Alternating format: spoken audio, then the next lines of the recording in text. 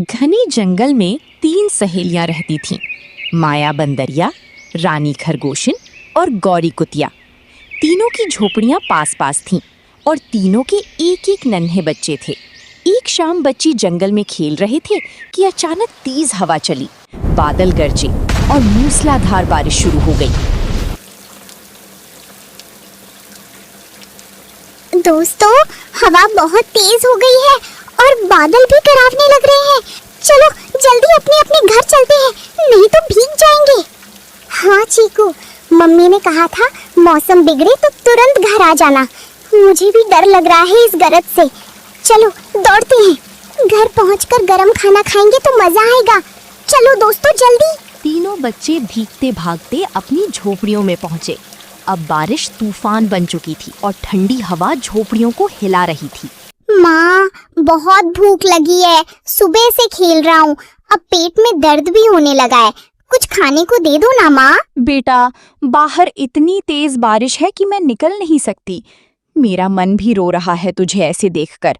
थोड़ा धैर्य रख, मैं कुछ उपाय सोचती हूँ।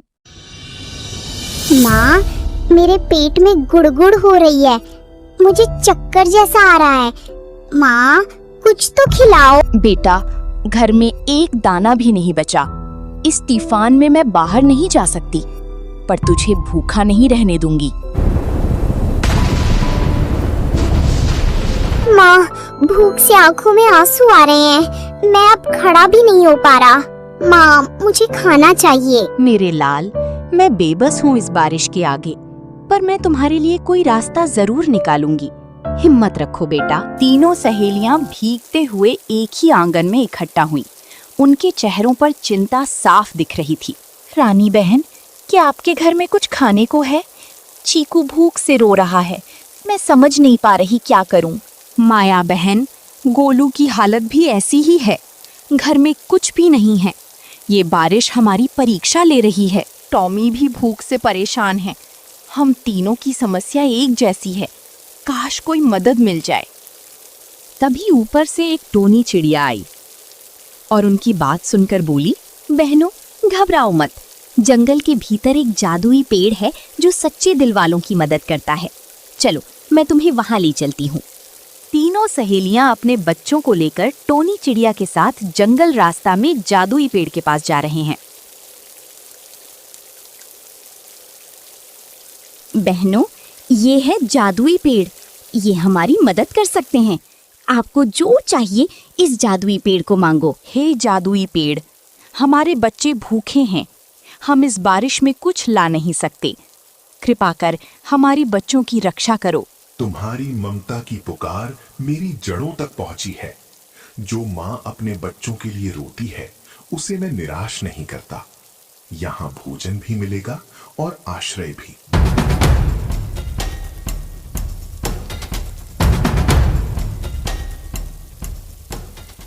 हे ममतामयी माताओं, तुम्हारी सच्ची पुकार ने मेरे हृदय को छू लिया है।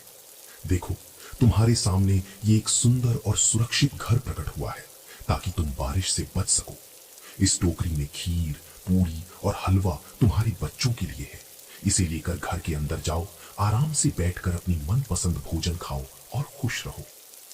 तीनों माओं के बच्चे घर के अंदर बैठकर सुकून से खाना खाते हैं। माँ, ये पूरी और हलवा तो त्योहार जैसा है। मुझे लग रहा है जैसे सपना देख रहा हूँ। मैं बहुत खुश हूँ। माँ, ये खाना जादू जैसा है। मेरी सारी थकान दूर हो गई। अब मुझे बिल्कुल अच्छा लग रहा है। माँ, ये खीर कितनी मीठी है। इतना स्वादिष्ट खाना मैंने कभी नहीं खाया। अब मेरे पेट का दर्द भी चला गया। हाँ बच्चों, ये सचमुच किसी चमत्कार से कम नहीं। जादुई पेड़ ने हमारी लाज रख ली। अब तुम सबको खुश देखकर हम तीनों का दिल भी खुश है। तुम सबको खुश देखकर मेरा दिल भी खुश है। याद रखना, सच्चे दिल वालों की मदद जरूर होती है। टोनी चिड़िया, तुमको भी बहुत बहुत धन्यवाद है। आज अगर तुम ये जादुई पेड़ के बारे में हमको ना बताती तो हम कभी भी ये जादुई पेड़ के बारे में पता ही नहीं चलता। सच में तुम्हारा दिल कितना पवित्र है जो कि सबकी मदद करते हो। खाना खाने के बाद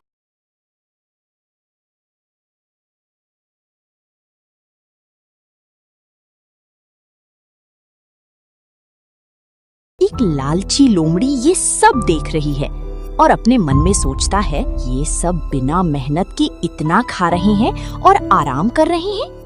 अगर ये झोपड़ी टूट जाए तो ये फिर भूखे हो जाएंगे, फिर सारा खाना मेरा होगा। आज रात सही मौका है।